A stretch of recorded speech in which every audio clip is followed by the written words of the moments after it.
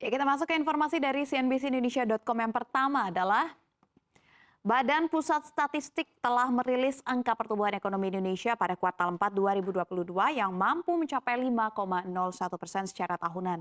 Dari peningkatan baik ini, kira-kira wilayah mana yang paling menopang jika bukan DKI Jakarta? 5 besar penyumbang pendapatan regional domestik bruto dipimpin oleh Maluku Utara, Sulawesi Tengah, Papua, Nusa Tenggara Barat, dan Kalimantan Tengah. Sementara 5 terendah adalah Papua Barat, Sulawesi Barat, NTT, Gorontalo, dan Aceh.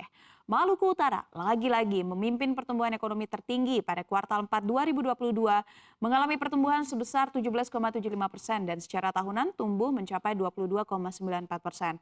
Sementara wilayah kedua, Sulawesi Tengah, juga mencatatkan hal yang sama. PDRB juga turut tumbuh drastis yakni 15,7% pada tahun 2022. Bagaimana tidak, harta karun di wilayah tersebut mampu mengundang investasi serta membuat PDRB melesat signifikan. Bahkan dua wilayah ini sering dilontarkan pujian oleh Presiden Joko Widodo.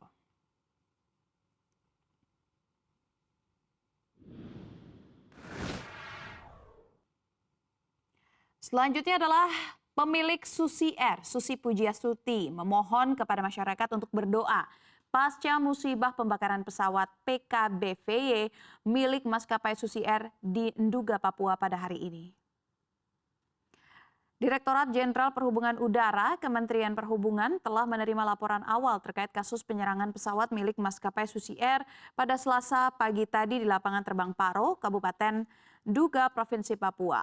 Kepolisian Resor Nduga sedang mendalami kasus yang menimpa Susi Air usai landing di Bandara Paro, Kabupaten Nduga, Provinsi Papua Pegunungan. Kepala Bidang Humas Polda Papua, Kombes Pol Ignatius Beni Adi Prabowo, saat ini memberikan keterangan kepada persnya telah membenarkan bahwa insiden tersebut benar terjadi. Menurutnya, laporan yang diberikan oleh Distrik Manajer Susi Air Wilayah Timika, Jeremy Jordan Rumi, pesawat yang dipiloti Philips Max Martin, warga kebangsaan Selandia Baru itu membawa 5 penumpang dan take off dari Bandara Moses Kilingan, Kabupaten Mimika menuju Bandara Paro, Distrik Paro, Kabupaten Nduga.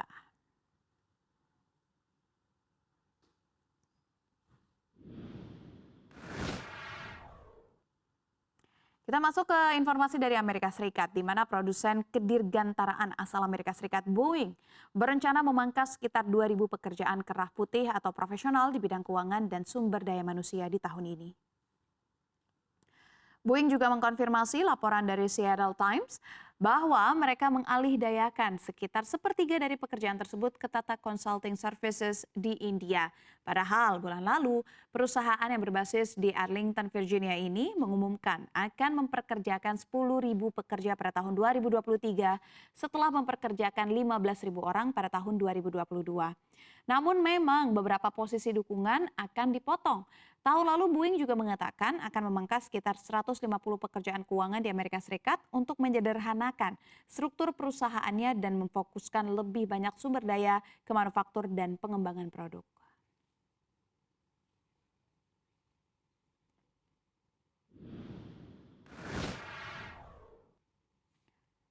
Beberapa hari lalu, dunia investasi saham dinodai oleh praktik kecurangan di sebuah perusahaan, yakni adalah di Adani Group, sebuah konglomerat dari Ahmedabad, Gujarat. Tidak hanya Presiden Joko Widodo yang menyoroti kasus ini, Dahlan Iskan juga angkat bicara. Dalam tanda kutip, ibu kota India memang lagi dilanda demo juga di Gujarat. Berhari-hari kian rusuh, sidang parlemen pun sampai ditunda. Bukan soal politik, bukan pula kenaikan harga kebutuhan hidup. Begitulah tulisan Dahlan Iskan. Grup Adani saat ini sedang mengalami kebakaran. Pasalnya harga sahamnya runtuh dan kekayaan lebih dari 1.500 triliun terbakar. Pemantiknya berasal dari perusahaan riset pasar modal asal Amerika Serikat yaitu Hindenburg Research. Bisnis perusahaan itu memang melakukan penelitian terhadap perusahaan publik di pasar modal, terutama perusahaan yang dicurigai melakukan praktik curang di bursa saham. Selain itu perusahaan juga memiliki usaha lain yaitu melakukan short selling. Adani Group pun mencari cara untuk membantah hasil riset tersebut, namun publik terlanjur percaya pada Hindenburg. Harga saham 11 perusahaan grup Adani yang go public terus menurun.